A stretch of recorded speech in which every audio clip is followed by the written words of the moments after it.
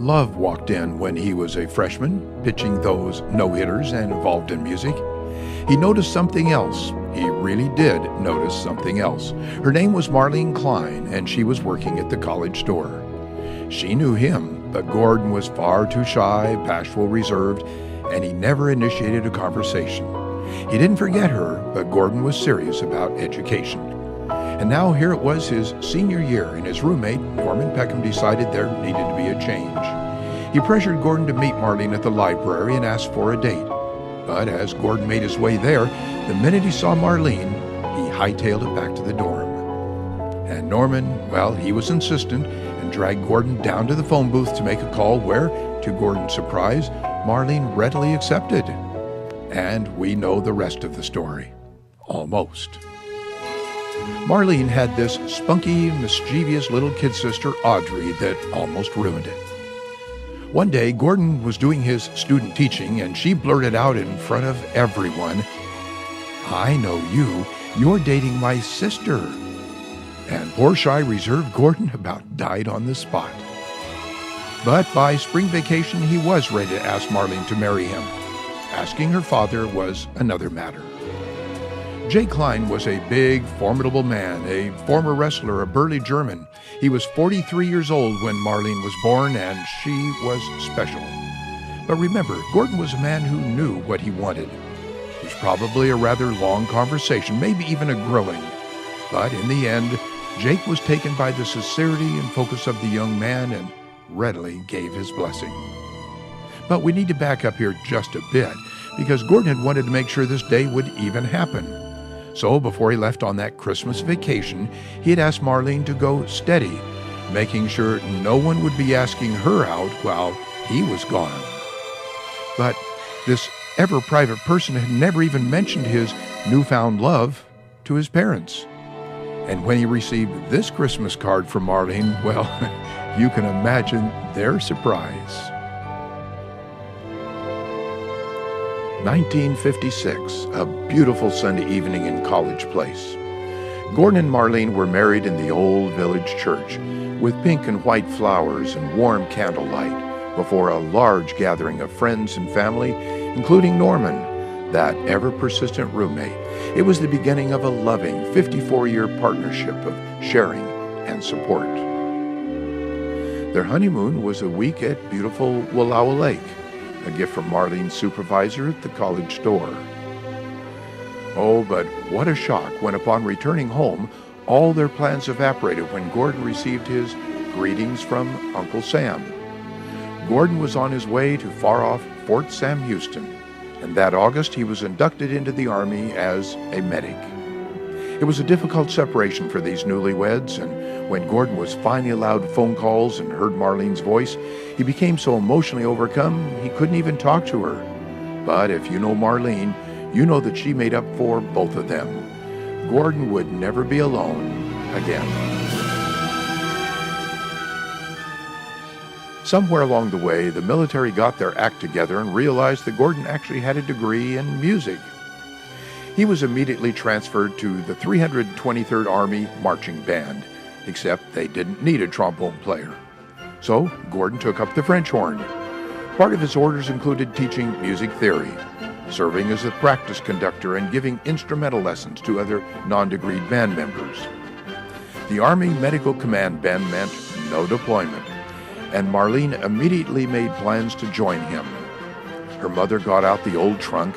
They filled it with the trombone and with the bare essentials for housekeeping, and the 19-year-old bride from College Place, who had never spent time away from home, was off to Texas on the train, alone.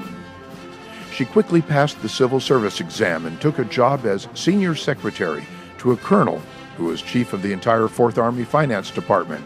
Her income allowed them to find a nice apartment off the base and to become the proud owners of a brand new 1959 Volkswagen. They were happy. Gordon loved playing in the band. They made new friends and they explored the area. And while Gordon had always been a rather selective pet lover, cows gave milk, cats caught mice, and horses were, well, he was never quite sure. Animals were either outside or at a zoo. But Gordon had one exception, a little Pekingese named Sandy.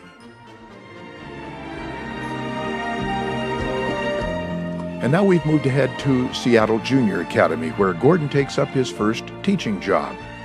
But they didn't have a music program. Again, leave it to Gordon. He'll make it happen. He had the woodshop build wooden music stands. The mothers made band uniforms. His first concert was the spring of 1960. But he wanted to develop a feeder program in other schools, so he spent many hours out getting budding musicians started in music.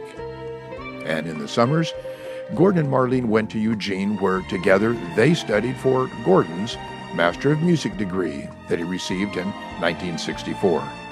And it was while they were in Seattle that Gordon and Marlene waited with excitement and anticipation for the birth of their son, Bob. It was a new dimension of love, and Gordon took fatherhood seriously. It was never too early for that model railroad, or for a game of catch, for those piano lessons, to hike the mountain trails, and to plant a garden. Yes, the dreams and desires of parents. My kid is going to do everything. From Seattle, it was down to the Portland area for a few years and Laurelwood Academy. Here was an established music program that Gordon could further develop. The students' musical ability and experience let him strengthen his teaching techniques and prepare more interesting and demanding concerts. And the highlight of these years was the long-awaited birth of a baby girl. After much prayer and hope, precious little Sherry made the family complete, and her big brown eyes told Daddy's heart from that first glance. Gordon could already envision flute and voice lessons and snow skiing and water skiing with her and her brother Bob. And yes, Bob had a baby sister and lifelong sidekick.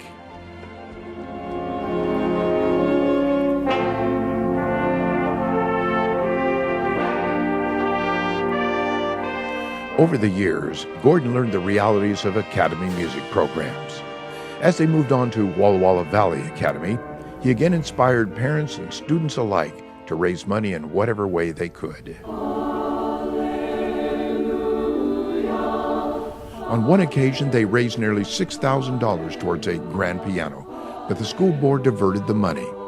Another time he filled in as a voice teacher, but they never hired a replacement, and he became voice teacher and choir director. He was keenly aware that he needed additional voice training, and as he began studies with Professor Harold Lickey, his emphasis gradually shifted from instrumental to vocal.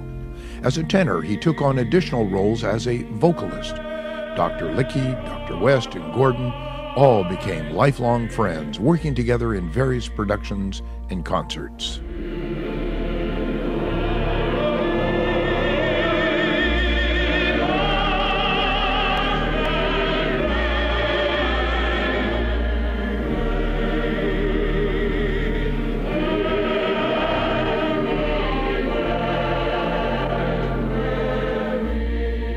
Gordon tried to make music fun and rewarding, always striving for excellence.